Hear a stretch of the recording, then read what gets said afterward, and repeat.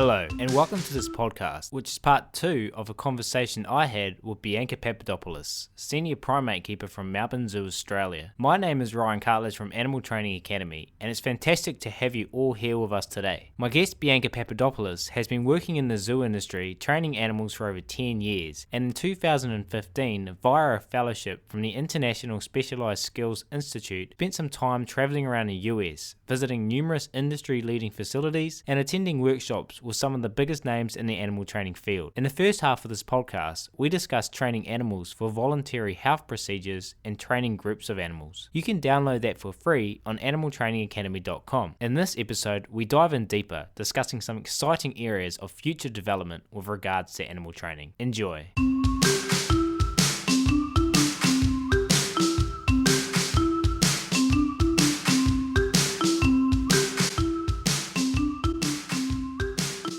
We'll move on to the next goal that you had identified as important for bringing knowledge back to Australia, and that's about the role of a zookeeper being an ever-evolving one. And the component of positive reinforcement animal training is becoming more and more important, and subsequently there is a positive push to increase its use and implementation by all zookeepers. For those keepers that have been in the role for 10, 20, even more years, they have been part of this change, and they have to be part of it. This is a big mind shift, with some taking to it more than others. Bianca, can you tell us about what you learned during your fellowship in regards to long-standing animal keepers and how they are finding this change with the time? Yeah, definitely. A challenge I have faced time and time again, especially at Melbourne Zoo, where there isn't a huge turnover in staff with their keepers. And one keeper that works with me on primates has been just at Melbourne Zoo in the primate section for 43 years this year. Like 43 years. She hasn't moved departments, she hasn't moved zoos. So that's massive. You could only imagine how hard it would be to take on and apply new concepts such as positive reinforcement training programs. I mean, back 43 years ago,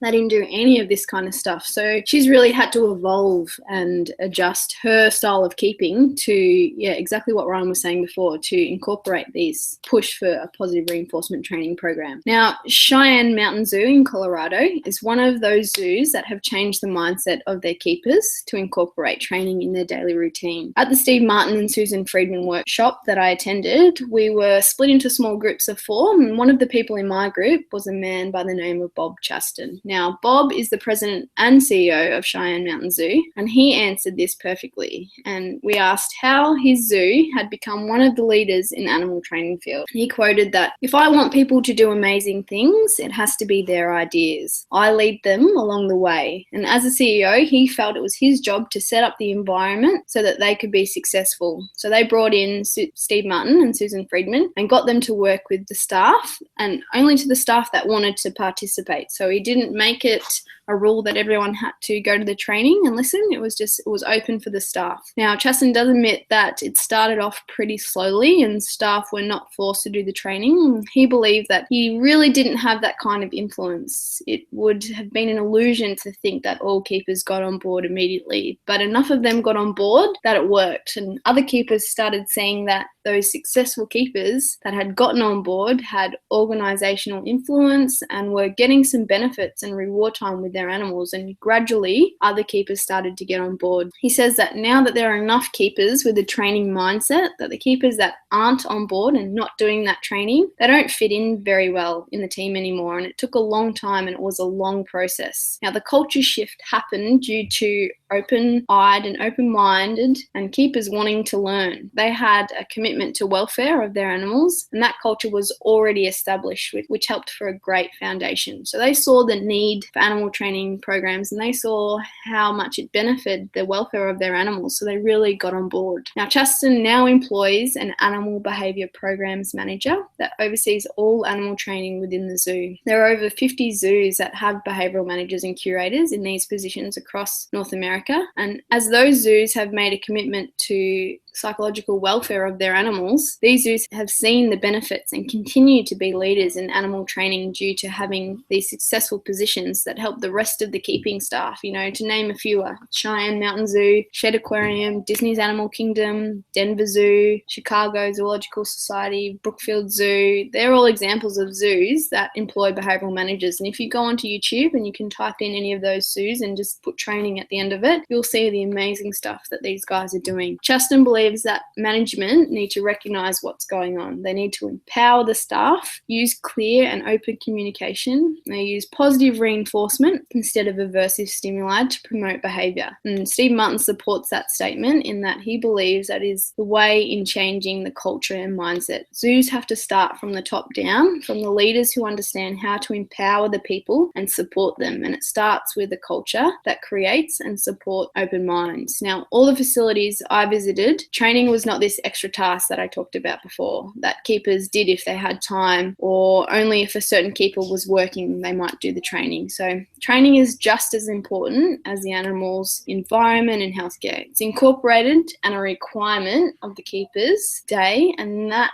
I find is one of the main differences in our Australasian region compared to the States. Once those longer standing keepers have success with that program, you'll soon see a shift in their mindset and for the better. Yeah, and it just makes me think that example you gave, it's all about voluntary participation, just like you were talking about with the health procedures at the start of the podcast. And it's all about empowering. You use the word empowering in there, and using positive reinforcement to reinforce desirable behaviors, which is using positive reinforcement. Would you agree? It's just using the same principles with humans as it is with animals to get the behaviors we want.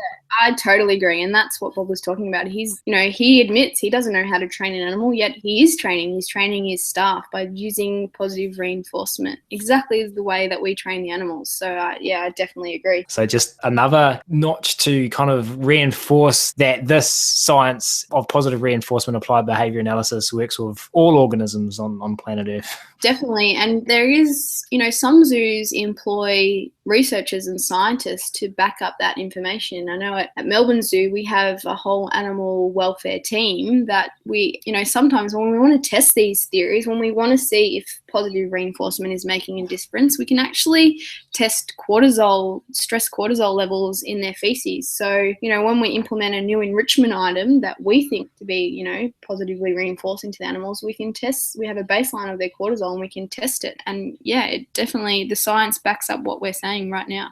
I always say you can't manage it if you can't measure it. And to have teams that are measuring cortisol levels in poo is measuring it and therefore managing it. That's great, Bianca. I love that. Yeah, it's really good. The next thing you identified that you wanted to learn about was how research study training was conducted in conjunction with zookeepers and research scientists, which you kind of just touched on there to some degree.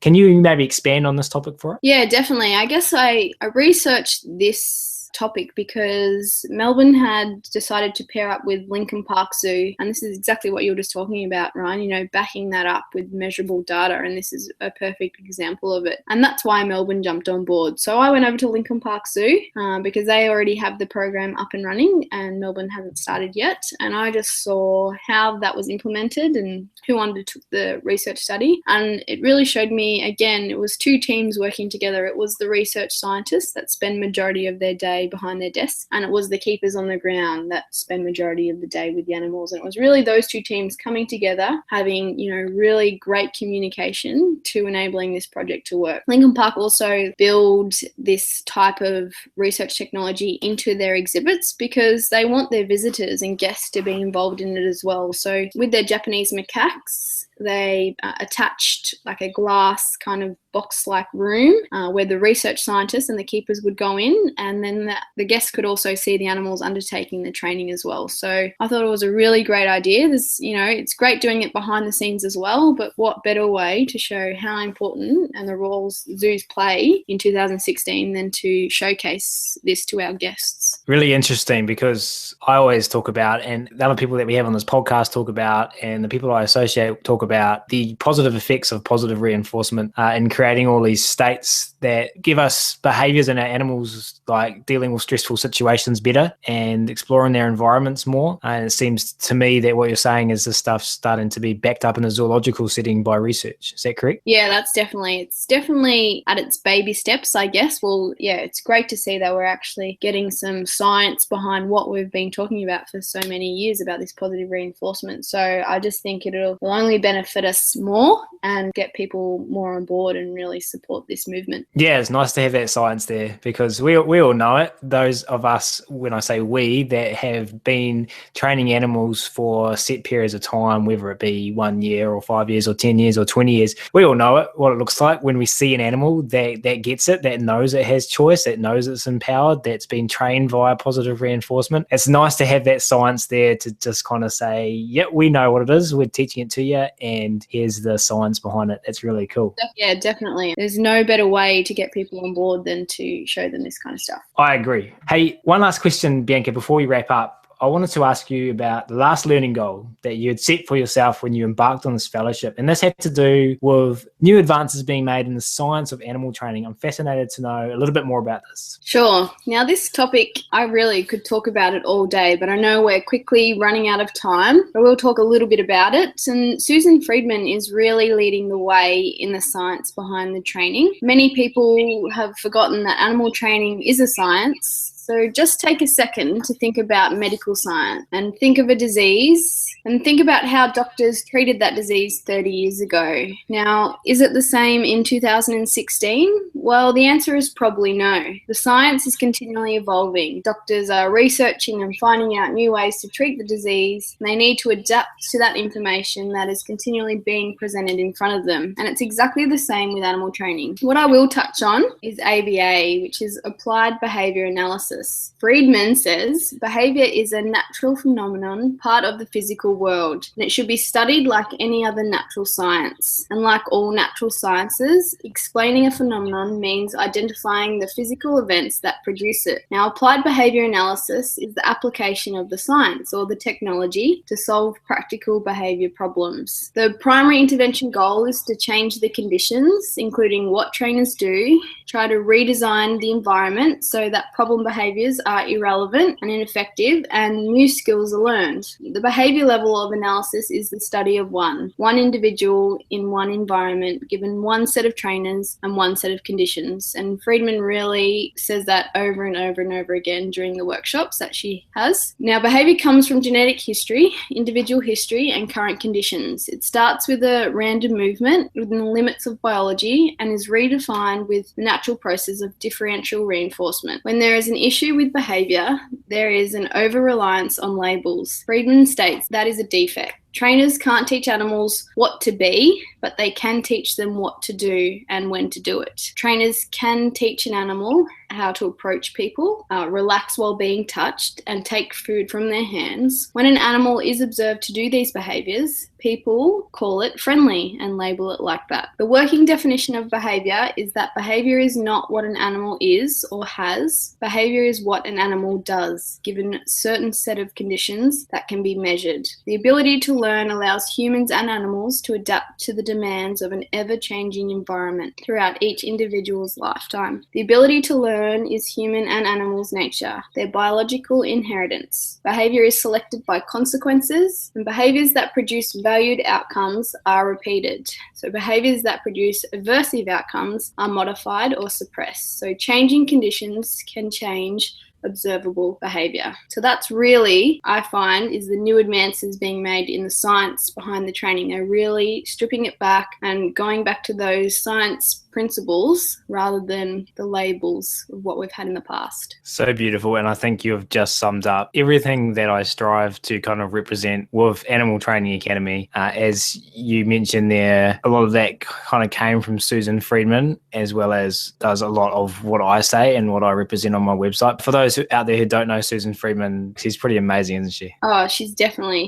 one of the most amazing people I've met in the industry. And because in the beginning of her career, she had nothing to do with animal animals. She is a professor of psychology, and that's how she got involved. So she really does bring the science back to training. Yeah, and just to reinforce everything that I am striving to achieve on my website, Bianca, just let everyone out there listening to this podcast know, what species does ABA work with? Tell us the expanse of this science. It literally applies to all animals. So a rat, a lizard, a bird, to a elephant, it applies to everything. Isn't that just so beautiful? Understanding the science lets you communicate to, like you just said, all species. Yeah, definitely. It's just about breaking it down into little components. And I mean, all animals present behavior, so ABA goes to everybody. I love it. Well, as expected, Bianca, that was a lot of fun. I'm inspired. I was preparing for this podcast earlier today and I was rereading what you and I were going to be discussing, and I was just buzzing. We've just covered so many fascinating areas. It was so much fun. Bianca, thank you so much for being on the show today. I want to ask, just before we start wrapping up, two things. One, do you have anything else you'd like to add on to the end here? And two, where would you like to see animal training go in the next 5, 10, 20 years here in Australasia and around the world? I guess, once my reports come out, it's free to anyone to read, so the more people that read it, the happier I'll be to get feedback. And secondly, where would I like to see animal training go in the future? I would like, in a perfect world, for not just the zoo animals that I care for and other zoos care for, but the animals that we have at home, our cats and our dogs and our birds, for people to really treat training as not this extra thing or something that you need to have advanced skills to undertake, but really just understand the basics and try to apply them to your animals every day, I guess. It really does make a big difference in their lives. Great. Thank you so much for your contribution today, Bianca. I know everyone listening will have learned so much from this podcast. And if you are listening and you haven't heard the other podcasts, then you can download all previous episodes at www.animaltrainingacademy.com. As mentioned in the last episode, Animal Training Academy is turning a massive 1 year old. It is time for celebrations. The last 12 months for me has been a roller coaster ride of fun, learning, inspiration, hard work, pleasure, and filled with the most positive and unintrusive animal training techniques. On the 11th of July 2015, the Academy went online with the first online course, The Recipe. I wasn't sure what to expect when I put it up, but within 12 hours, I sold my first course, and I haven't looked back since. Thank you so much for everyone that has supported me along the way. I do want to positively reinforce you. So I am, as mentioned last week, going to be doing something special for that 1 year celebration. I'm still brainstorming exactly what that's going to look like. The best way to stay informed is via the Animal Training Academy mailing list. You can join that for free at www.animaltrainingacademy.com just by hitting the register button in the main menu. And when you do, my labor of love in the form of a 15-lesson online course, including videos, PDFs, downloadable audios, and quizzes, is yours as a free gift. If you haven't checked it out, head over there and I'll see you on the inside. As always, a massive, massive thank you. And I want to know if you guys are liking this content. Please leave a comment under the podcast write-up. Tell me if you liked the recording. Tell me if you didn't like the recording. Tell me your thoughts, feelings, and questions. If you're sitting on a sunny beach somewhere whilst I'm editing this podcast in my makeshift garage office in New Zealand, send me a message and say hi. I'd just love to hear from you. Bianca. It has been a pleasure. And once again, thank you so much for coming onto the show this morning. No, thank you. Thank you very much for having me. I'm glad to get this information out there. Ditto, likewise. For all those out there listening, good luck with all your training endeavors, and we'll catch you next time. Ciao.